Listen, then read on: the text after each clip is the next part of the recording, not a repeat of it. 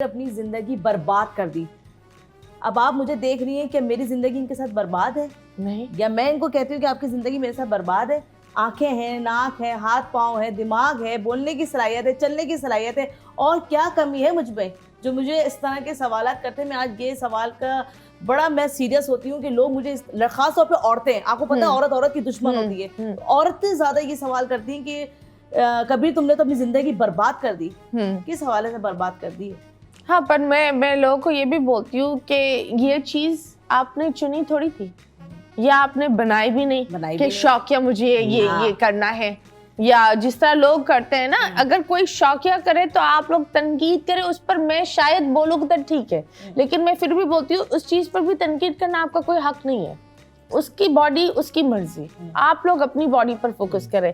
लेकिन short height कितना matter करता है। आप बचपन में जाते हैं तो क्या था बचपन से गुजरना, स्कूल, फ्रेंड्स में जो था ना मतीरा, बहुत स्ट्रगल था, क्योंकि हम लोग छुप छुप के रहते थे। बहुत ज़्यादा लोग जो तंग करते थे, लाइन में नहीं खड़े हो सकते थे। और लोग जो है ना, ये जो वर्ड है आज मैं मेरे बच्चों को कोई बोलता है तो मुझे बड़ा हार्ट होता है, बोना बोनी, ये बड़ा जो लफ्ज़ है ना बड़ा चुभता है, बहुत सारा तकलीफ दे देता है।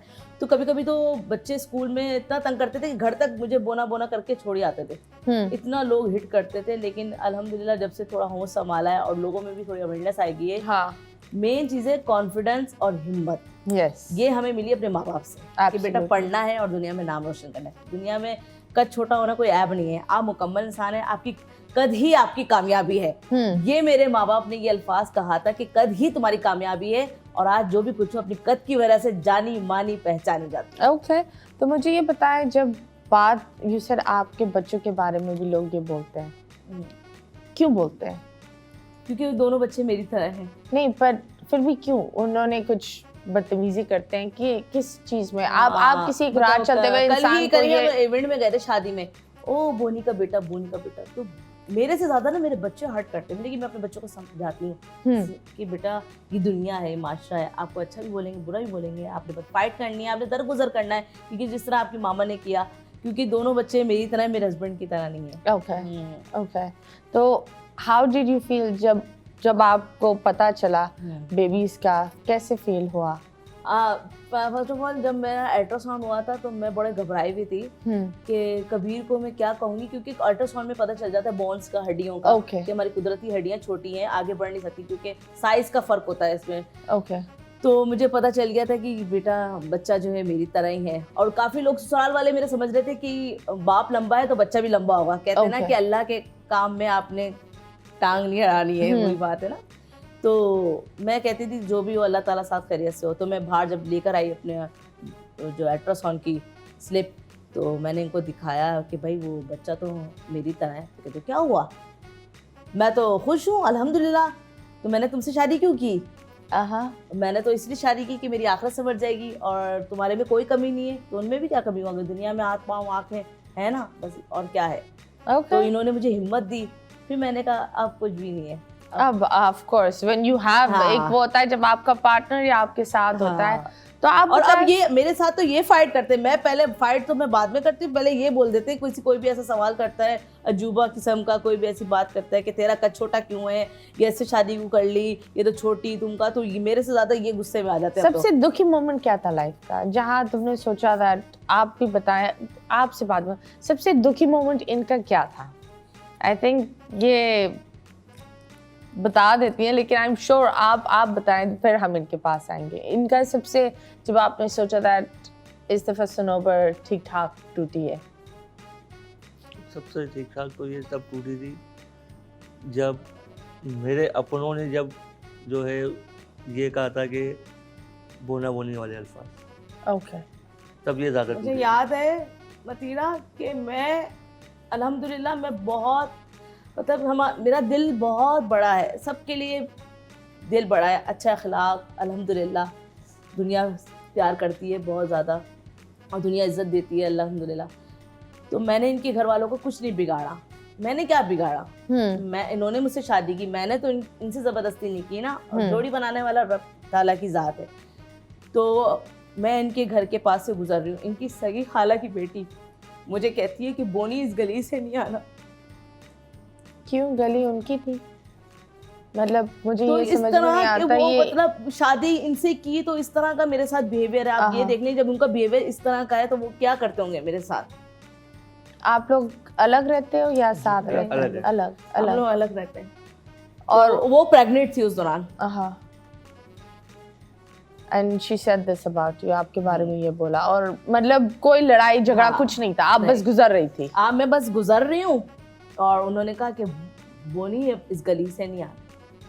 नहीं तो आप ये तो एक ही डायलॉग होगा, मतलब और भी आप अगर आपके मुंह के सामने ही बोले तो पीठ पीछे तो पता नहीं क्या क्या बोनी बोलते बत्तख होंगे। से पुकारते हैं।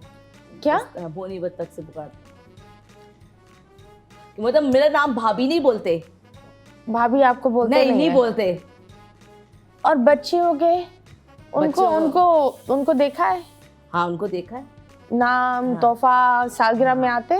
नहीं आते। सालगिरह में भी नहीं नहीं आते? तो बच्चों को बिल्कुल इन्होंने अपनाया नहीं है? अपना है। नहीं, क्यों? बच्चों को भी नहीं समझते तो बच्चों को कहाँ से समझे। तो सबसे ज्यादा अपनों का ही अल्फाज ज्यादा चुभता है। गैर अगर बोलते हैं तो इतनी तकलीफ नहीं होती। मुझे अभी तक ये लफ्ज बहुत चुभता है। मैं अभी तक जो है ना बहुत माफ तो मैंने कर दिया। हाँ। माफ करने वाली ज़ात अल्लाह की, मैंने माफ कर दिया उसको, लेकिन अभी तक वो अल्फाज मुझे चुभता है।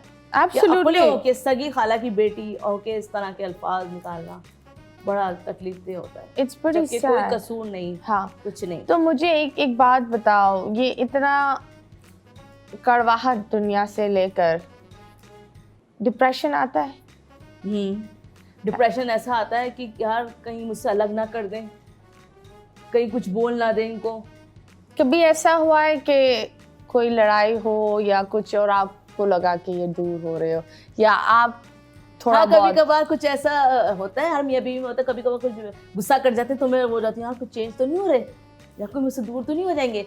अच्छा, मेरे अब्बू डरते थे जब मेरी इनसे शादी हो रही थी। मेरे अब्बू बहुत डर रहे थे कि ये दूसरी शादी ना कर ले। ओके हाँ, क्योंकि आपको पता है ना, माशरा दिमाग में ऐसी बातें आती हैं। ओके तो ये शादी ना कर ले और इसको धोखा ना दे दे, तो इस तरह के अब्बू भी ये बात सोचते थे। तो अभी तक मैं कभी कभार ना, कभी कोई बिहेवियर अगर इनका चेंज होता है, कभी गुस्सा करते हैं, हाँ तो मैं फौरन सोच आ जाती है, यार दूर तो नहीं हो रहे मुझसे, आए या हैं। कहीं की बातों में तो नहीं आ जाएंगे। लेकिन ऐसा ओके, कुछ तो नहीं है। मुझे ये हाँ। बताएं, सिंस आप this is your second marriage है ना? या। तो फर्स्ट मैरिज, मतलब I am so proud of you. मुझे ये लगता है कि ये बड़ी अच्छी सी चीज़ है दैट ये जो कद रंगत लोग की बॉडी शेमिंग, इन चीज़ों में हम अभी भी अटके हुए, उस चीज़ से हमें निकलना चाहिए और इंसान की सीरत देखनी चाहिए। सबसे खूबसूरत इंसान हो आपके बराबर में, लेकिन वो अंदर से इतना बदनसीब और इतना बदइखलाक हो, तो आप एक ऐसे इंसान के साथ कैसे ज़िंदगी रहे जो जिसका मुंह प्यारा हो लेकिन जिसकी ज़बान गंदी हो, जो आपको एक 24/7 एक इनसिक्योरिटी या एक साइकिल पर रखे जहां आप अपनी ज़िंदगी एज पर गुजारो। या आजकल लड़कियों का ये शौक है, उनको चाहिए लड़का फिट होना चाहिए, और लड़कों का भी यही शौक है कि लड़की खूबसूरत होनी चाहिए।